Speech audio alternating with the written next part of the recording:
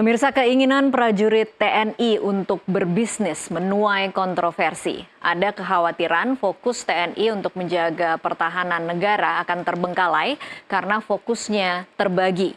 Bagaimana juga dengan kekhawatiran munculnya kembali dui fungsi tentara di tanah air, meski dipastikan tidak akan terjadi oleh Menko Polhukam. Kita akan bahas bersama sejumlah narasumber sore hari ini yang sudah terhubung melalui saluran Zoom. Kepala Badan Pembinaan Hukum TNI Laksamana Muda Kresno Buntoro, kemudian ada Ketua Badan Pengurus Sentra Inisiatif Al-Araf, dan anggota Komisi 1 DPR Dev Laksono. Selamat sore Bapak-Bapak. Selamat sore. Selamat sore. Selamat sore Pak. Saya ke Pak Kresno terlebih dahulu ya untuk menjelaskan ini usulan pribadi atau usulan dari instansi Pak Kresno, karena yang banyak dikutip di berbagai media kemudian lanjutannya adalah soal istri yang buka warung. Silakan Pak Kresno. Ya, terima kasih Mbak. Pada kesempatan ini saya mengucapkan terima kasih atas undangan dari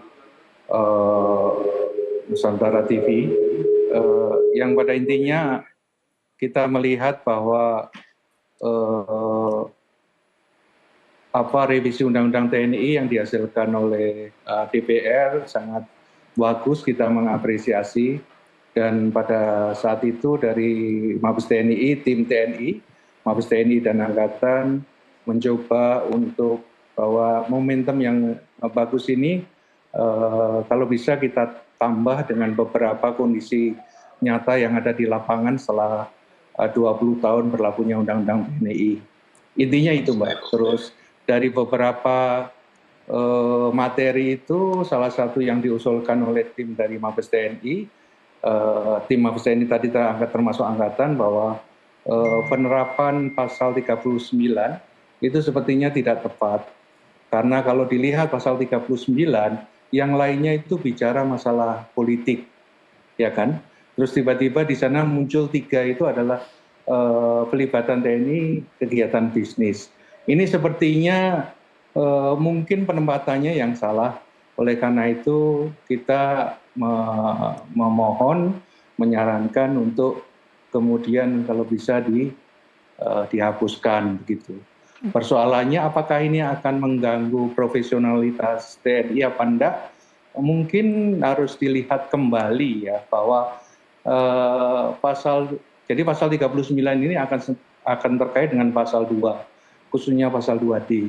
Di sana adalah terkait dengan profesionalitas TNI, dan kita melihat bahwa tidak ada korelasi, bahwa pasal 2 itu mengatur institusi, sedangkan pasal 39 itu adalah prajurit TNI. Saya di dalam diskusi uji publik di Hotel Borobudur menyampaikan bahwa deskripsi pelibatan prajurit, pelibatan kegiatan bisnis itu yang seperti apa. Okay. Saya ngasih contoh, apakah istri prajurit itu tidak boleh berbisnis atau prajurit sini yang sebetulnya tidak berbisnis. Baik, kemudian deskripsi bisnis sendiri itu sejauh mana. Ini sebetulnya adalah sesuatu yang mestinya diperlukan penjelasan yang lebih lanjut. Baik, Pak Kresno, berarti ini usulan instansi ya berarti Pak Kresno, bukan usulan pribadi? Ya, usulan instansi. Instansi, oke. Yang diinginkan oleh pihak TNI berbisnis yang seperti apa, Pak Kresno? Jangan-jangan ini. Sebetulnya ketika kita melihat pasal 27, 28, dan 30, itu sebetulnya kita kan juga mestinya punya kesempatan untuk melakukan kegiatan ekonomi. Ya kan? Karena sebetulnya setelah 20 tahun ini, apalagi kehidupan lingkungan masyarakat yang sangat masif seperti ini, dan kita tahu juga sebetulnya kondisi kita juga tidak dalam kondisi perang, sehingga sebetulnya masih banyak waktu yang dimiliki oleh prajurit sebetulnya. Oke, jadi Pak Kresno merasa bahwa tugas sebagai prajurit TNI itu masih bisa dibagi dengan berbisnis begitu Pak Kresno? Ya, kegiatan untuk UMKM yang kita maksudkan adalah seperti itu, tidak terus kemudian ikut di dalam masuk di dalam PT besar dan sebagainya, sepertinya itu. Oke, jadi ini bukan soal keluarga yang diperbolehkan berbisnis, tetapi TNI meminta bahwa prajurit aktif bisa aktif berbisnis juga gitu ya, Pak Kresno? Enggak, justru pasal 39 itu kan nggak jelas, Mbak. Iya. Prajurit TNI dilarang melibatkan diri pada kegiatan bisnis. Persoalan melibatkan itu sejauh mana kan? Oke. Baik, Dan jadi pelaksanaannya sekarang iya. itu banyak juga prajurit kita, terutama yang Bintara Tamtama melakukan kegiatan itu. Oke, Termasuk jadi memang juga karena beberapa- sudah dilakukan selama 20 tahun ini, kemudian pihak TNI merasa bahwa pasal ini lebih baik dihapus karena realitasnya memang sudah berjalan, mereka melakukan bisnis UMKM begitu ya, Betul, Pak Kresno? betul, Oke, betul. baik. Saya ke Mas Al-Araf sekarang. Mas Al-Araf mungkin ada tanggapan soal keinginan TNI yang ingin diperbolehkan untuk berbisnis UMKM ini, Mas Al-Araf? Militer, tentara di negara manapun dalam sistem demokrasi itu direkrut, dilatih, dididik, dan dipersiapkan hanya untuk perang dalam rangka menjaga pertahanan negara. Itu menjadi bagian dari pride militer sebagai bagian dari organisasi dalam sebuah negara yang memiliki kewenangan use of force. Mas Jadi dari Al-Araf, dulu- mohon maaf ini suaranya agak kecil, bisa tolong diperbaiki mic-nya mungkin Mas Al-Araf? Kedengeran nggak sekarang? Iya. Halo? Sudah jelas sekarang. Mungkin posisi kameranya Mas Al-Araf bisa lebih, ya baik. Silahkan Mas. Ya, jadi militer di negara manapun dari dulu sampai sekarang dan ke depan itu direkrut dan dilatih dan dididik dan dipersiapkan untuk perang, untuk menghadapi pertahanan negara dalam menghadapi kedaulatan negara. Itu reason data di militer dimanapun, teori manapun menjelaskan tentang hal itu. Jadi ikat dasar dibentuknya militer adalah dipersiapkan dan dididik untuk perang.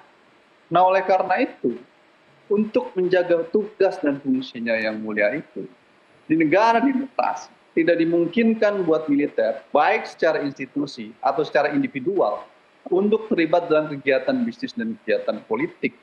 Karena pada dasarnya ketika dia masuk menjadi anggota militer, dia sudah mendeklarasikan dirinya untuk menjadi pengabdi negara dalam rangka menjaga tugas pertahanan negara. Sehingga dia tidak dimungkinkan secara institusional atau secara individual, prajurit aktif itu, untuk terlibat dalam kegiatan politik dan kegiatan bisnis. Maka diaturlah pasal itu di dalam Undang-Undang TNI 34/2004.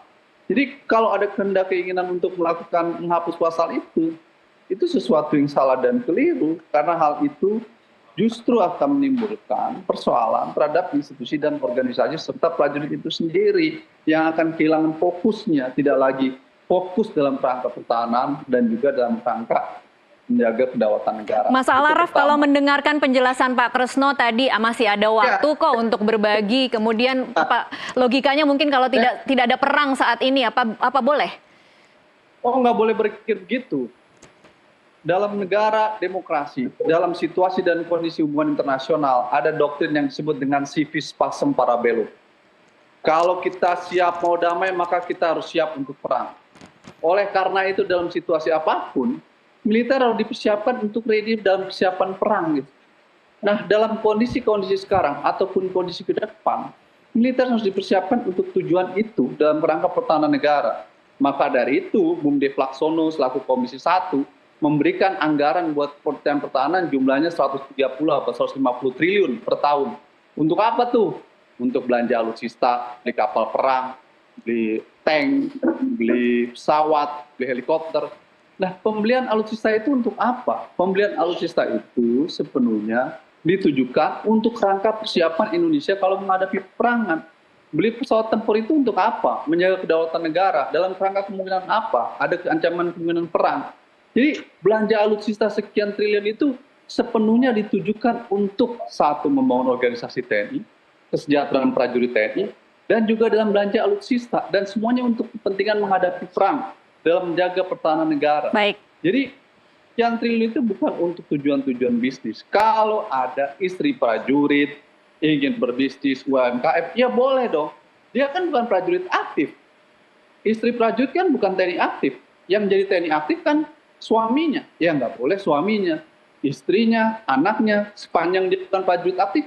Tidak Boleh apa-apa. dong. Oke. Undang-Undang 34 2004 hanya memberlakukan kepada prajurit TNI aktif, Baik. bukan kepada istri. Baik, Mas Al-Araf, kalau tadi penjelasan Pak Kresno pasal 39 itu masih belum jelas, Anda setuju tidak?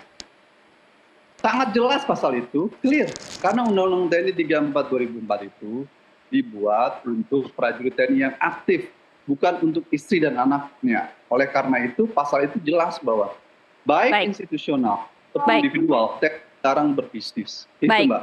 Baik, saya ke Mas Dev sekarang. Mas Dev, Ketua Komisi 1 DPR, Mutia Hafid sudah mengatakan bahwa penghapusan aturan berbisnis ini tidak masuk dalam draft RUU yang sedang dibahas. Jadi ini akan dibahas atau tidak, Mas Dev? Ya kalau tidak masuk di dalam DIM ya pasti tidak akan dibahas, simpel itu aja. Jadi bila mana ada yang ingin dirubah, bila mana ada DIM yang ingin justifikasi atau ya dirubah ataupun direvisi, ya mungkin dari Kemhan dan juga dari Mabes TNI silakan diskusi lagi dengan pemerintah, dalam hal ini adalah Kumham, untuk merevisi kembali DIM yang diberikan untuk dapat dibahas. Nah, akan tetapi gini ya, kita melihat fungsi faedahnya akan pasal-pasal tersebut. Bila mana dilihat di lapangan dalam kebutuhan sehari-harinya perlu ada perubahan dari pasal-pasal lain, ya monggo silakan disampaikan. Akan tapi bila mana dampaknya negatifnya itu lebih besar daripada dampak positifnya, nah ya makanya harus dipertimbangkan dengan bijak langkah-langkah ke depannya seperti apa. Karena kita ingin undang-undang ini bisa mencakup semua permasalahan yang ada, bisa menyelesaikan semua kendala ada. Jangan membuat polemik baru ataupun permasalahan baru yang akan menumpuk di masa depannya. Nah, karena kan awalnya itu kita hanya 2 pasal yang mau kita bahas, yaitu pasal mengenai usia, terus 2 pasal mengenai penempatan personel TNI di sejumlah kementerian. Baik. Nah, hal itulah yang ingin kita bahas. Nah, bila mana ada tambahan-tambahan baru, nah berarti ya ini harus dikembalikan lagi ke pemerintah untuk satu paham dulu pasal-pasal mana saja yang mau diselesaikan. Mas Dev, tapi sementara ini posisi teman-teman di Komisi 1 DPR seperti apa terhadap usulan dari Mabes TNI untuk menghapus pasal boleh berbisnis ini? Ya, kita lihat dampaknya, kebutuhannya seperti apa. Memang apakah di bawah itu ya para prajurit Bintara dan Tamtama itu memang sudah seperti itu kondisinya, atau ini ada niatan lain? Ya, kenapa? Karena yang tadi sempat kita bahas ini, itu kan adalah tentang profesionalitas daripada TNI. Jangan sampai tentunya bila mana mereka itu memulai bisnis segala macam itu mengganggu fokusnya, mengganggu pemikirannya, akan sehingga melupakan ataupun juga berdampak pada profesionalitasnya. Jadi Mas Dev, tapi ini masih terbuka berarti kalau kemudian ternyata di lapangan ditemukan bahwa itu memang sudah terjadi di semua level prajurit TNI, DPR terbuka untuk menerima masukan dan membahas soal penghapusan pasal ini. Ya, kembali lagi nanti kepada Mabes TNI dan Kemhan ya bisa memberikan penjelasannya sejauh mana. Apakah pasalnya itu dirubah, dihilangkan, atau dibentuk aturan-aturan lainnya untuk bisa menyesuaikan dengan kondisi terkini. Baik, saya ke Pak Kresno untuk memberikan tanggapan tadi kalau dari Mas Al-Araf seperti itu dan juga dari Mas Dev Laksono, kalau Mas Al-Araf mengatakan ini salah dan keliru, mungkin tanggapannya Pak Kresno? Ya kalau seandainya kita mau merubah pasal 2 huruf D, itu mungkin tidak sampai ke sana lah. Tetapi begini, mari kita baca dengan baik ya pasal 39 ini ya. Prajurit dilarang terlibat dalam, yang satu adalah kegiatan menjadi anggota partai politik.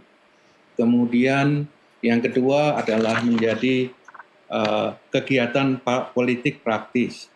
Ketiga kegiatan bisnis. Yang keempat kegiatan untuk dipilih menjadi. Jadi sepertinya tadi 1, 2, dan 4 itu bicara masalah politik dan sampai sekarang kita sudah nggak berpolitik. Dan tiba-tiba di 3 itu adalah kegiatan bisnis. Kegiatan bisnis itu yang mana sih sebetulnya? Apalagi bisnis sekarang kan sangat luas. Termasuk juga ketika bicara prajurit dilarang terlibat. Terlibat itu yang seperti apa? Kenapa kok nggak prajurit dilarang kegiatan berbisnis?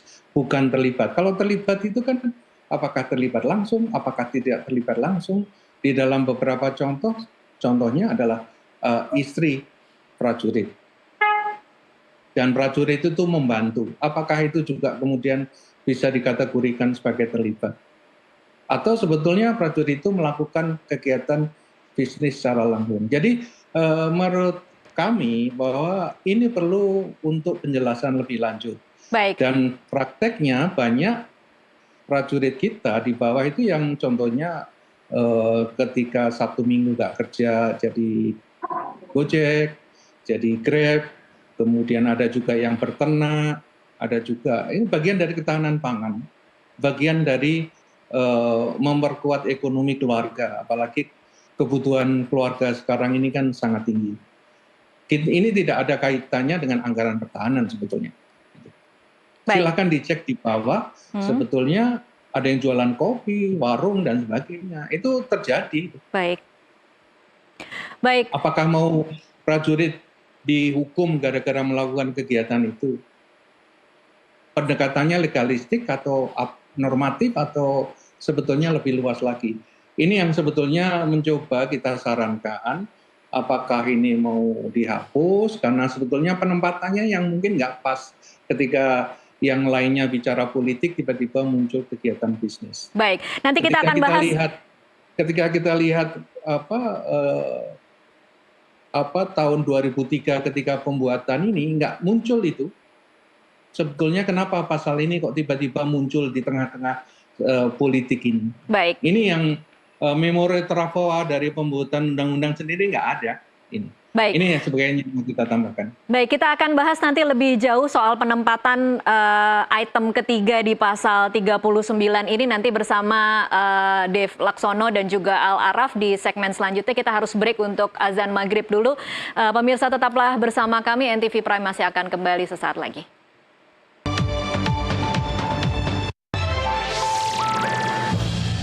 Ya pemirsa, terima kasih Anda masih terus menyaksikan NTV Prime. Kita lanjutkan perbincangan masih membahas soal RUU TNI yang saat ini sedang dalam pembahasan di DPR dan juga menerima masukan dari publik. Kita masih bersama dengan Dev Laksono, anggota Komisi 1 DPR, kemudian juga ada Laksda Kresno Buntoro dan juga Al Araf. Saya kembali ke Mas Dev Laksono untuk menyambung tadi terakhir kita bicara dan mendengarkan penjelasan dari Pak Kresno Buntoro bahwa saat ini memang sudah terjadi anggota atau prajurit TNI aktif kemudian di Sabtu Minggu menjalankan fungsi bisnis begitu. Mungkin bisa bantu menjelaskan karena saya bisa mengerti pertanyaan kritis dari Pak Kresno soal pasal 39 huruf C, mengapa ada kegiatan bisnis di tengah-tengah ada kegiatan larangan untuk terlibat menjadi anggota partai politik, larangan untuk terlibat politik praktis, dan larangan untuk dipilih menjadi anggota legislatif. Mas Dev. Ya, gini, mungkin waktu pembuatan RUU tersebut ya, itu kan berangkat dari trauma yang dialami selama era Orde Baru, di mana TNI yang begitu besar tentakel guritanya yang menguasai berbagai macam aspek kehidupan, dari segi bisnis lah, dari segi politik, dari segi segala macam kehidupan di Indonesia pada saat itu. Selama era Orde Baru kan selalu dihantui dengan fungsi TNI. Nah, berangkat dari trauma tersebut dibuatlah undang-undang yang seperti saat ini. Nah, sekarang saya rasa seiring waktu berjalan, ya semangat yang waktu dulu itu digelorakan itu tidak lagi muncul di era reformasi ini. Nah, jadi mungkin dari pemikiran tersebut merasa dilihat butuh perbaikan akan undang-undang tersebut. Nah, akan tetapi di draft yang kita terima itu tidak ada pembahasan hal tersebut. Nah, jadi bila mana Mabes TNI dan Kemhan bisa memberikan alasan, bisa memberikan contoh bahwa pasal tersebut sudah tidak sesuai dengan kondisi sekarang, dengan kondisi prajurit TNI, ya silakan disampaikan. Kenapa? Karena dari awal itu dengan pembicaraan dengan Kemhan dan Mabes TNI tidak ada pembahasan soal penghilangan pasal tersebut.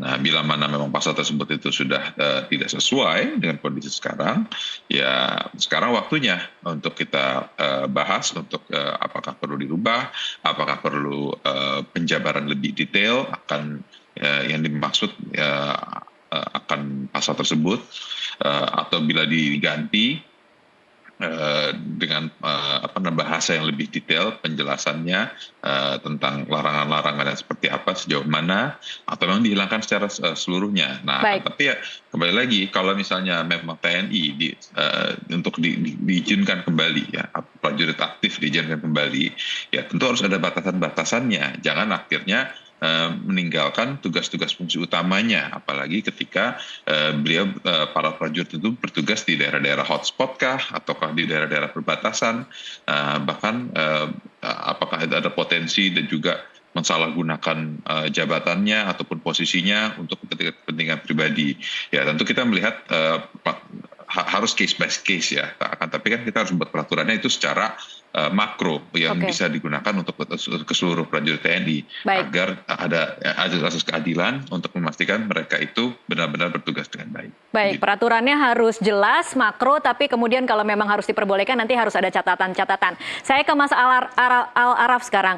Mas Al-Araf, apa potensi masalah yang bisa timbul jika pasal 39 huruf C ini kemudian dihapus? Karena cukup memprihatinkan kalau tadi mendengarkan penjelasan Pak Kresno, ternyata Sabtu Minggu ada yang ngegojek, ada yang jadi peternak. Silahkan Mas Al-Araf. Pertama, rasio legis sebuah undang-undang itu, sebuah pasal itu ada. Mengapa aturan itu dibuat, itu ada politik hukumnya. Nah, politik hukum pengaturan tentang larangan berbisnis dan larangan berpolitik dalam undang-undang TNI itu adalah bagian dari semangat reformasi yang menginginkan agar TNI profesional fokus pada bidang pertahanan. Karena di masa Orde Baru, TNI terlalu banyak ikut di dalam ruang-ruang kegiatan politik dan bisnis. Dan itu berdampak buruk dalam kehidupan politik, dan itu juga berdampak buruk dalam pembangunan militer yang profesional. Karena itulah masyarakat, mahasiswa demo di 98 menuntut agar TNI direformasi. Dan dilakukan salah satu syaratnya adalah TNI tidak boleh berpolitik dan tidak boleh berbisnis. Muncullah pasal tersebut yang mengatur tentang larangan berpolitik dan larangan berbisnis. Jadi tidak ada yang multi-interpretatif, pasal itu sangat jelas. Nah, kalau kemudian pasal ini dihapus, maka ini menunjukkan bahwa terjadi kemunduran reformasi yang serius dalam konteks Indonesia. Yang kedua, ini akan berdampak terhadap profesionalisme militer itu sendiri, karena dia akan memiliki fungsi yang bukan hanya terjadi di bidang pertahanan. Yang ketiga, tentu secara politik ini akan berdampak juga dalam kehidupan demokrasi di Indonesia. Karena dalam sistem demokrasi, militer itu digunakan sebagai penggunaan kekuatan senjata untuk menjaga pertahanan negara, bukan untuk berbisnis dan bukan untuk berpolitik. Oleh karena itu, dia akan berdampak juga pada proses demokrasi di Indonesia. Nah, namun demikian, saya juga prihatin bahwa dinamika kesejahteraan prajurit itu memang masih dalam kondisi yang belum cukup matang. Nah, oleh karena itu bukan dengan berbisnis, tapi negara harus memastikan kesejahteraan prajurit TNI dengan mengalokasikan anggaran untuk itu. Bukan dengan membiarkan militer berbisnis, tetapi kalau kita sadar dan menyadari bahwa ada problem terkait kesejahteraan prajurit TNI, maka tugasnya adalah negara wajib untuk memenuhi kesejahteraan tersebut. Karena di dalam Undang-Undang TNI 34 2004 itu ada pasal yang mengatur bahwa negara berkewajiban untuk memenuhi kesejahteraan prajurit. Jadi negara lah yang bertanggung jawab, DPR dan pemerintah, bukan TNI yang disuruh berbisnis supaya kesejahteraan mereka terjamin. Karena di mana itu kewajiban negara, state duty. Jadi lagi-lagi soalan tentang kesejahteraan prajurit, kekurangan mereka itu sesuatu yang kita prihatinkan, tapi bukan dengan memberikan ruang mereka berbisnis. Yang harus dilakukan adalah negara mengalokasikan anggaran untuk meningkatkan kesejahteraan mereka. Karena itu state tugas negara tuh, Mbak. Tapi realistisnya seperti apa, Mas Al-Araf? Kalau kemudian bicara realistisnya kan kita selalu mendesak anggaran, tetapi realistisnya di masyarakat kan di prajurit TNI. Kalau nanti Bung Dev Laksono jadi Menteri Pertahanan, saya kasih tuh rumusnya bagaimana meningkatkan kesejahteraan prajurit, ya kan? Saya kasih rumusnya, ada itu caranya, Mbak, sederhana gitu. Salah satu solusi cari aja itu yayasan-yayasan bisnis TNI yang dulu di masa Orde Baru sangat banyak, lalu menurut Undang-Undang TNI 34 2004 harus diambil alih sudah diambil alih tuh. Lalu pertanyaan saya sekarang, duitnya kemana tuh? Itu ya bisnis TNI pada era Orde Baru jumlahnya banyak sekali itu. Dan ketika Undang-Undang TNI 2004 disahkan, wajib diambil alih negara, udah diambil alih, dibuat tim. Tapi sampai sekarang kita tidak tahu itu duitnya ada di mana. Teman-teman masyarakat sipil gugat ke Komisi Informasi Publik, tidak dikasih aksesnya tentang itu. Nah, anggaran itu kemana tuh? Di mana tuh duit pengambil alihan yayasan bisnis TNI yang diambil alih negara pasca 2004 misalkan ya? Itu harus transparan. Nah, anggaran itu yang yayasannya jumlahnya sangat banyak itu kalau dikelola ya duitnya oleh negara bisa buat membangun kesejahteraan. Kedua adalah skala prioritas. Pertahanan negara harus punya prioritas. Ya, prioritas peningkatan kesejahteraan itu penting. Peningkatan alutsista juga penting. Apakah bisa dilakukan secara bertahap? Bisa. Oleh karenanya jangan buat program-program yang menimbulkan borosnya anggaran pertahanan negara. Misalkan komponen cadangan pertahanan negara per tahun berapa miliar itu? Itu nggak penting. Harusnya anggaran untuk komponen itu buat rumah susun, apartemen buat prajurit, rumah dinas prajurit. Bisa. Jadi saya melihat ada disalokasi dalam penganggaran sektor pertahanan yang dilakukan oleh Kementerian Pertahanan. Nah, ini harus diperbaiki. Jadi lagi-lagi saya katakan kalau Mbak nanya realisasi gimana, bisa saya lakukan, nanti saya kasih rumusnya ke Bung Dev Laksono kalau udah jadi Menteri Pertahanan. Baik, baik. Oke, bicara berbisnis tuh. Oke, tidak perlu berbisnis. Saya ingin sebelum saya ke Pak Kresno Buntoro lagi, kita akan sama-sama mendengarkan pernyataan dari Presiden terpilih yang juga Menteri Pertahanan Prabowo Subianto soal janji mensejahterakan prajurit TNI yang dikatakan di debat Pilpres. Siap untuk bangkit menjadi negara maju. Kita perlu untuk mempertahankan sistem yang sudah baik. Saya akan teruskan TNI dan Polri tetap berada langsung di bawah kendali Presiden untuk mempercepat reaksi dan memperpendek rentang kendali dan rentang komando. Saya juga akan memperbaiki kesejahteraan dan kualitas hidup TNI, Polri, dan ASN secara signifikan. Saya mengajak semua bangsa bersatu, rukun. Dengan kerukunan, dengan persatuan, kita akan jadi kuat. Waktu habis, terima kasih. Pak Prabowo Subianto, terima kasih. Baik, selanjutnya kami berikan kesempatan. Baik, oke, tenang dulu. Kami beri kesempatan untuk calon presiden nomor urut 3 Bapak Ganjar Pranowo untuk menyampaikan pernyataan penutup. Waktu Bapak 2 menit, silakan. Iya, saya langsung ke Pak Kresno Buntoro untuk menanggapi tadi Mas Al-Araf menggarisbawahi ada disalokasi anggaran pertahanan sehingga kemudian kesejahteraan prajurit masih memprihatinkan dan kemudian akhirnya menimbulkan keinginan untuk menghapus pasal 39. Silakan Pak Kresno.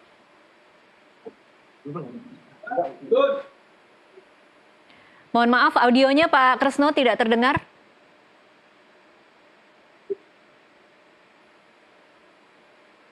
Halo? Ya, silakan Pak. Ya, realitasnya prajurit kita di lapangan, terutama Bintara Tamtama, coba ke asrama, ke komplek, itu ada warung-warung. Dan pertanyaannya adalah apakah kita perlu menghukum mereka, kan gitu. Ketika kita harus menerapkan pasal 39 ini. TNI mencoba untuk sesuai dengan rule of law. Jadi aturan itu ketika kita implementasikan dan kemudian ada penerapan di lapangan yang tidak bisa dilaksanakan dan justru itu diterima semua, begitu kan? Oleh karena itu sebetulnya alasan kita kenapa pasal 39 ini kita sarankan untuk dihapus. Karena kenyataan di lapangan itu sudah dilakukan oleh prajurit kita. Dan mereka tidak bisa kita hukum karena memang itu kebutuhan ekonomi saat ini. Baik, Pak Kresno kalau boleh kasih gambaran berapa sih Pak Kresno gaji Tamtama Bintara saat ini? Ya mungkin Pak, bisa dilihat di web itu untuk kayak gitu. Boleh dikasih kisarannya Pak Kresno, kisaran range harganya, range gajinya. Untuk Tamtama mungkin dengan UMR Jakarta itu masih lebih tinggi UMR Jakarta. Jadi di bawah UMR? Ya kalau bicara UMR di Jakarta, ya. Gitu. Oke. Jadi dibutuhkan untuk bisa dikatakan nambah. Dan itu dilakukan oleh prajurit maupun keluarga prajurit. Oleh karena itu konstruksi pasal 39 ini juga debatable kalau menurut kita. Yang dimaksud itu adalah prajurit, atau kalau ketika prajurit itu, contohnya gini, ada keluarga yang buka warung. Prajurit itu mau tidak mau itu juga melibatkan diri untuk terlibat di sana. Tidak terlibat langsung tetapi membantu. Contohnya ada buka kelotong, dia antar jemput istrinya untuk beli dan sebagainya. Dan yakinlah bahwa itu tidak dilakukan pada waktu jam kerja. Bagaimana mengatakan, yakinnya tidak di jam kerja, Pak Kresno? Ya mereka kan bisa melihat bahwa kita itu kan punya absensi. Dan ketika ada prajurit tidak masuk kerja di dalam jam kerja, itu dia pasti akan ditegur oleh atasannya kan gitu. Dan itu juga saya tahu persis pada staf saya di bawah saya bahwa itu tidak terjadi. Dan saya kira itu juga terjadi juga di mana-mana. Intinya begini, bahwa di lapangan itu terjadi bahwa banyak prajurit kita melakukan bisnis. Tetapi kita sendiri tidak bisa menghukum dia sebagai dasar pasal 39 ini. Ini sebetulnya posisinya gitu. Nah, kalau ada yang ngusil nanti kan kemudian bisa, wah ini TNI tidak menganut, tidak patuh hukum. Ada yang membantu istrinya atau berbisnis kok tidak dihukum. Kan tidak melaksanakan pasal 39 kan gitu. Sebetulnya kondisi itulah yang kemudian kita menyarankan, dan tadi seperti disampaikan oleh Pak Dev Laksono, usulan dari TNI nanti akan masuk ke KL pemerintah dan nanti akan masih dibahas di sana. Dan tentu saja Ya pemirsa, terima kasih Anda masih terus menyaksikan NTV Prime. Saya masih bersama Kababinkum TNI Laksda Kresno Buntoro, kemudian Ketua Sentra Inisiatif Al-Araf dan anggota Komisi 1 DPR Dev Laksono. Saya akan kembali membahas soal revisi Undang-Undang TNI. Jadi selain aturan berbisnis, ada catatan lain soal revisi Undang-Undang TNI pasal 47 dan pasal 53. Saya ke Mas Al-Araf. Mas Al-Araf, di mana garis batas revisi ini kemudian harus ditegakkan agar tidak kembali ke kekhawatiran akan kembali ke dui fungsi ABRI? Pertama, dalam pembuatan proses hukum ada undang-undang yang mengatur bahwa pembuatan aturan hukum harus melibatkan ruang proses partisipasi yang luas oleh publik. Nah, menurut saya di tengah DPR periode sekarang yang mau berakhir, sebaiknya pembahasan RUU TNI ditunda nanti setelah periode berikutnya. Karena dalam waktu yang singkat, pembahasan RUU TNI yang dipaksakan sekarang itu akan menimbulkan fait accompli yang tidak baik. Gitu. Sehingga akan menimbulkan produk hukum yang represif, bukan responsif. Padahal kita tahu Undang-Undang TNI 34 2004 itu capaian baik dalam proses reformasi TNI dan reformasi politik. Jadi buat saya, secara proses sebaiknya kita menahan dulu sampai proses DPR yang baru terbentuk supaya tidak terburu-buru. Tapi kalau kemudian harus dilanjutkan, Mas Al-Araf, apa catatan Anda supaya kemudian pasal 47 dan pasal 53 ini tidak mentah-mentah akan seperti draft saat ini? Ya, pasal yang pengaturan tentang bisnis TNI tidak perlu dihapus, tetap ada. Yang kedua adalah pasal terkait dengan militer aktif masuk di jabatan sipil, itu juga akan menimbulkan kembalinya dui fungsi ABRI atau dui fungsi TNI, karena lagi-lagi ingin dikatakan bahwa tugas dan fungsi militer itu adalah sebagai alat utama negara, sehingga dia tidak didesain dalam jajaran birokrasi sipil, kecuali kepada kementerian lembaga negara yang memang memiliki korelasi terhadap militer yang sudah diatur di dalam Undang-Undang TNI sendiri, ada Kemenko Polhukam, Kementerian Pertahanan, dan lain sebagainya. Kalau itu boleh. Jadi, ya Mas Al-Araf? Kalau itu boleh? Oh, boleh. Kan udah diatur di Undang-Undang TNI kalau itu. Tapi dari yang sudah ada diatur itu menurut saya akan menimbulkan persoalan bagi TNI sendiri dalam kerangka profesionalismenya. Yang kedua bagi birokrasi sipil sendiri karena akan menimbulkan kecemburuan di birokrasi sipil.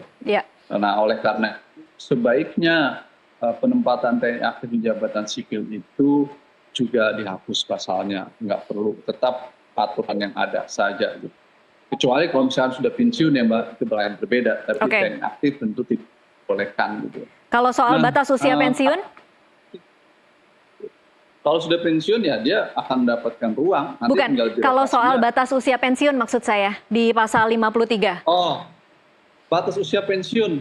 Nah ini hal yang penting ya untuk didalami. Ada, mungkin saya masukkan kepada Bung Dev, ke TNI, ada seorang doktor PhD dari Amerika. Orang Indonesia ya, lulusan di Amerika Serikat, fokus studi tentang ini. Secara sederhana, dia menyampaikan bahwa hari ini di TNI mengalami krisis terkait dengan mekanisme promosi dan mutasi akibat terjadinya penumpukan perwira menengah di dalam tubuh TNI gitu. Kenapa terjadi penumpukan? Karena jabatannya terbatas. Nah, kenapa terjadi penumpukan? Karena pada saat Undang-Undang TNI 34 2004 itu terdapat perubahan perpanjangan masa pensiun dari 55 ke 57 atau 58 waktu itu ya. Yang kemudian efek dominonya baru dirasa saat ini. Akibat dari perpanjangan pada tahun 2004 melalui Undang-Undang TNI 34 2004, ternyata terjadi penumpukan di Gunung Es yang terjadi hari ini dan menumpuk tuh perwira menengah di dalam tubuh TNI. Baik. Dan itu menjadi problem organisasi. Dan sampai dibuat sebuah disertasi itu di Amerika Serikat tentang soal di tubuh TNI yang terjadi penumpukan persoalan serius di perwira menengah.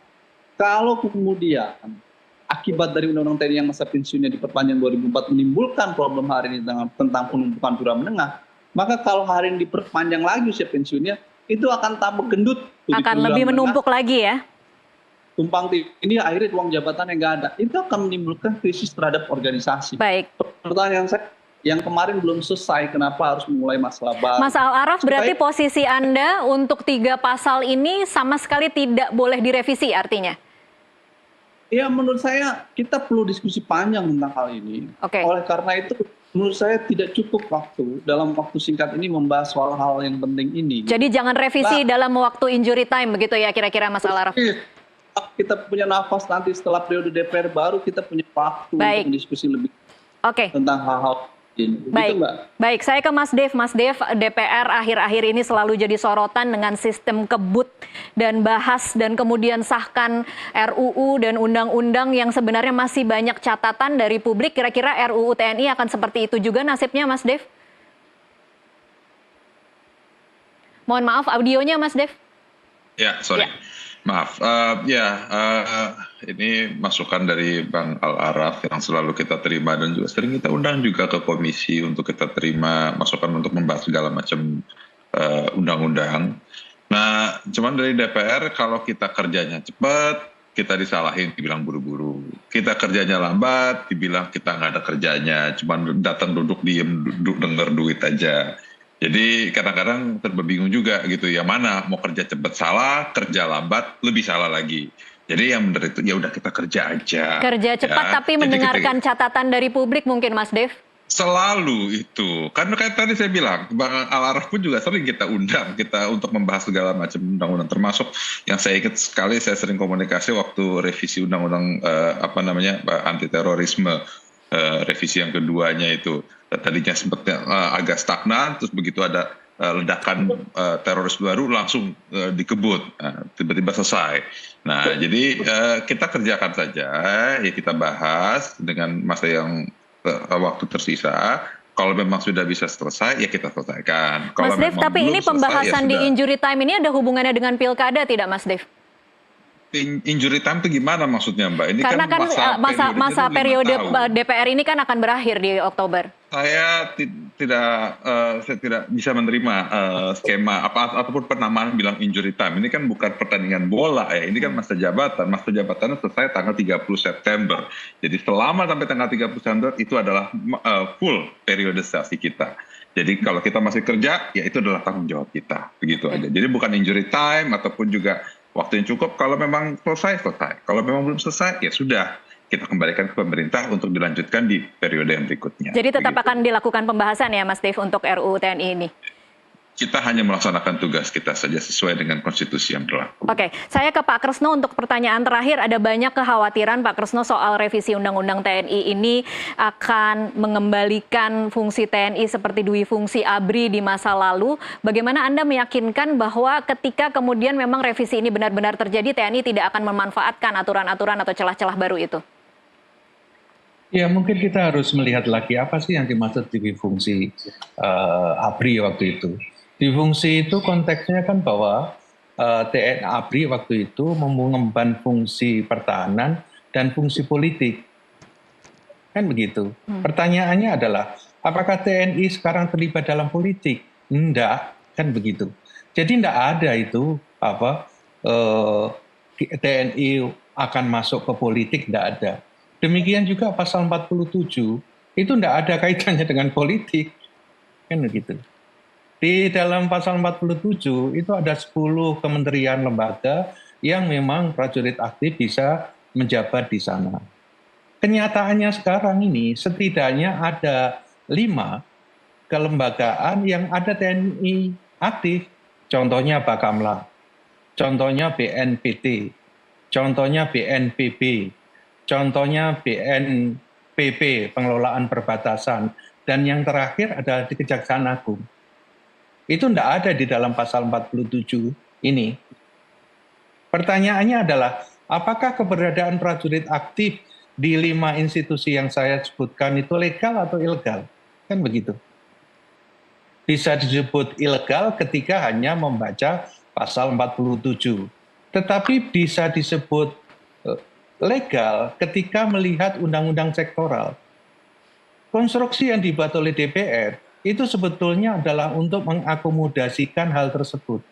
Tidak ada keinginan TNI atau prajurit TNI untuk terlibat di dalam politik yang katanya difungsi. Difungsi itu adalah pertahanan dan politik. Nggak ada politik itu. Jadi mungkin persepsi ini ya saya nggak tahu kok dibangun ke difungsi terus itu. Kan difungsi untuk politik. Kalau soal penambahan usia pensiun, Pak Kresno? Penambahan usia pensiun itu kan didasarkan pada bahwa dulu 58, dulu 55 untuk perwira, itu didasarkan pada usia harapan hidup. Sekarang harapan hidup manusia Indonesia itu 71, sekian. Bahwa kemudian ada kekhawatiran itu menimbulkan penumpukan perwira menengah? Ditambah atau tidak, penumpukan itu selalu ada. Yang jadi masalah adalah bagaimana memanagenya. Tadi yang disebutkan, apakah gara-gara dari 55 perwira menjadi 58 sebagaimana diatur Undang-Undang TNI, apakah sampai sekarang masih ada penumpukan? Dulu sebelum ditambah itu ada penumpukan, dan sekarang setelah 20 tahun masih ada penumpukan. Itu adalah risiko organisasi. Yang jadi masalah adalah bagaimana manajemen exit point untuk para perwira itu atau para prajurit itu. Di organisasi apapun, coba dilihat, jangan usah di TNI, itu selalu akan ada penumpukan. Karena semakin ke atas, semakin terbatas ruangnya, kan begitu. Ini bukan karena penambahan usia, tetapi karena memang konstruksi pengelolaan personilnya adalah seperti itu. Jadi kalau Anda tetap mau meyakinkan bahwa tidak akan kembali ke kekhawatiran publik bahwa ini akan menjadi seperti di zaman Orde Baru? Sama sekali tidak. Sama sekali tidak. Sekarang ini kan media sudah luar biasa, ada masalah Arab, kemudian masyarakat Madani juga sudah sangat luar biasa. Dan TNI tidak berpolitik. Mulai dari 20 tahun lebih lah kita. Itu bisa dibuktikan di pilpres, pilkada, kita nggak terlibat. Baik. Mbak, saya rasa pemaknaan politik TNI bukan hanya dalam konteks pemenangan pilkada atau presiden. Tapi duduk di jabatan sipil itu juga bagian dari politik. Itu yang terjadi pada masa Orde Baru, di mana TNI masuk di struktur jabatan sipil di luar kompetensinya. Jadi menurut saya banyak studi politik militer di Indonesia yang menjelaskan bahwa politik militer itu bukan hanya kontestasi kemenangan pemilu, tapi juga menduduki jabatan sipil bagian dari politik militer. Nah, soal yang kedua adalah soal penumpukan memang ada, tapi hari ini kian kini makin banyak dan makin meningkat. Menurut saya kita tidak bisa melepaskan bahwa pengesahan Undang-Undang TNI 2004 dan perpanjangan masa pensiun itu berdampak terhadap penumpukan perwira. Yang saya ingin tagih adalah konsep mengatasi manajemen krisis organisasi dalam proses regenerasi dan mutasi serta promosi TNI itu yang harus dibangun.